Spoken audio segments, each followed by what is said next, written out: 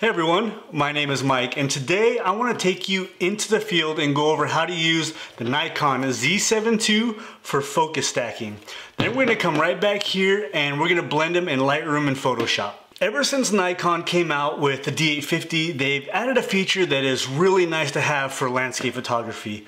It's a very important skill that I think every photographer should know about, and that's focus stacking. The feature in the Nikon menu is called Focus Shift, and it's extremely easy to use. Instead of manually placing the focus point on different subjects, the camera does all of that work for you.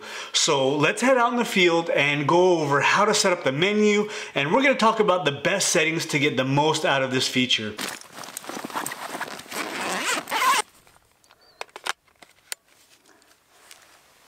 Alright guys, we made it out here today and I want to talk about settings in this part of the video. One of the main things is we want to be in manual exposure. If the sun is setting or going in between clouds, you don't want the exposure changing if you have it something on like aperture priority or shutter priority or auto. You want to be in manual, that way the exposure is the same throughout all the images. The next thing you want to do is you want to find the aperture that's sharpest for your lens. I am shooting on a 14-30 f4. So generally the sharpest part of the lens is between 2 and 3 stops above the widest aperture. So because this is an f4, the sharpest this lens is going to be is between f8 and f11. If you're shooting on like a 14-24 f2.8, the sharpest your lens is going to be is between f5.6 and f8. You don't want to get that confused with the widest depth of field. Depth of field is how much of the photo is in focus, but the sharpness of the lens and where the lens is at its sharpest is between 2 and 3 stops above that widest aperture. In this scene here that I'm looking at, even if I put it down to like f16 or f22, there's just no possible way, because of how close this cactus is in the foreground, there's no way that I'm going to be able to get everything in focus. It's just not possible physically. Also, when you get above f16, what's going to happen is you're going to get some diffraction. The edges of the photo are going to get soft, look kind of out of focus and kind of muddied up. In order to avoid diffraction, I tend to keep my aperture f16 or less. Me being as close as I am to this foreground element, I have no other choice but to focus stack if I want everything sharp. The next thing is I want my lens to be in the autofocus mode. Lens and camera both need to be in autofocus. With manual focus, if you start the focus shift here with the Nikon camera, what's going to happen is it's not going to do anything because the motor's turned off and it's not going to focus itself, which the camera does for you. So what we want to do is have everything in autofocus, and we want to focus on the closest element to the camera. So with me, this cholla cactus here in the foreground is the closest element. I want to focus on the very, very front of that cactus, and that's where my focus is going to start. So we're going to go into our photo shooting menu and we're going to find focus shift. It's towards the end, so if you start at the beginning and just hit up once, you're going to get to your focus shift shooting menu. You're going to click on that, and what you want to do is, for the number of shots, generally for landscape photography, it's going to be usually between 5 and 10. I like to keep it on 20. For focus width, I like to have it on 2. It's a scale of 1 to 10, and this is the distance between focus points. If you're doing something like macro photography, I would say probably you want to leave it on 1, because you're going to take probably 100 shots for some of these little bugs and things like that. So now I have a fairly complicated scene here with these cholla cactus, so I want to keep it on 2. The interval until the next shot, so this is the amount of time between each shot, I just like it at 0, just to take one right after the other without stopping. That way if there is any kind of light that's changing fast, like a sunset, because I'm taking it really quick, it's not going to be that big of a deal. First frame exposure lock, because I'm shooting in manual mode, I don't need that on.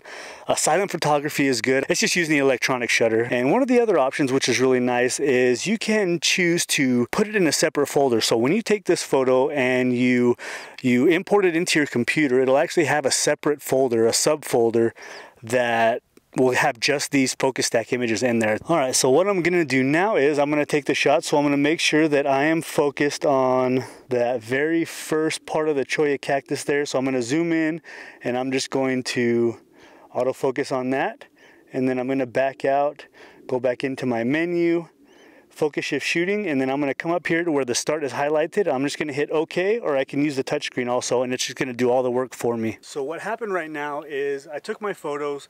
Sometimes it'll go past infinity, so I took about 3 or 4 shots that are past infinity. It'll hit that very end where, you know, my background, my mountain is sharp, but then it'll keep going, and it took about 4 photos that I'm probably going to have to discard anyway. So it's one thing just to keep in mind, that it may go past infinity and take a couple extra shots, and you're going to get some shots that are out of focus at the very end.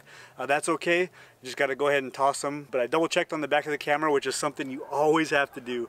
Always double check the back of the camera before you take off. I'm going to wait here a little bit longer. Hopefully the sun sets here pretty soon. I'll get some better light.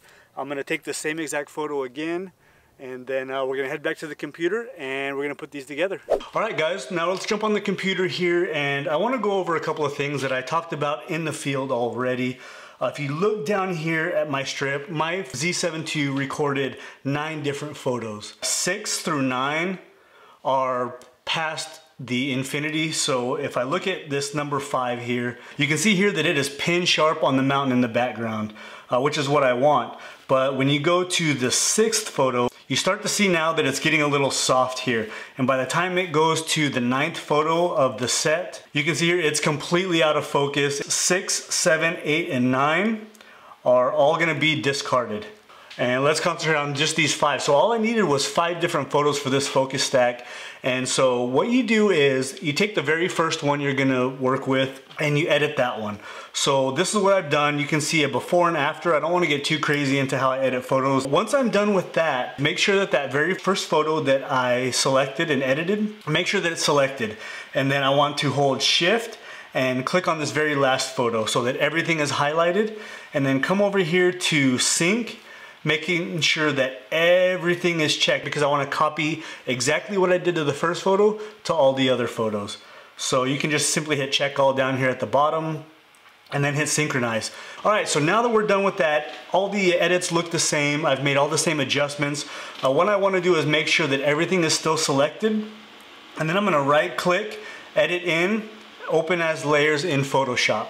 And that's going to open up Photoshop, and that's going to have all 5 of these images as layers. Now that we have our files in Photoshop, what I want to do here is I want to align all the layers. Because of that little bit of a shift between each focus point, I want to make sure that all these layers are exactly aligned. So what I'm going to do here is make sure that very top layer is highlighted, and then come down here to the bottom layer, hold down shift, and make sure that they are all highlighted. From here we're going to come up to edit, and we're going to go to auto align layers.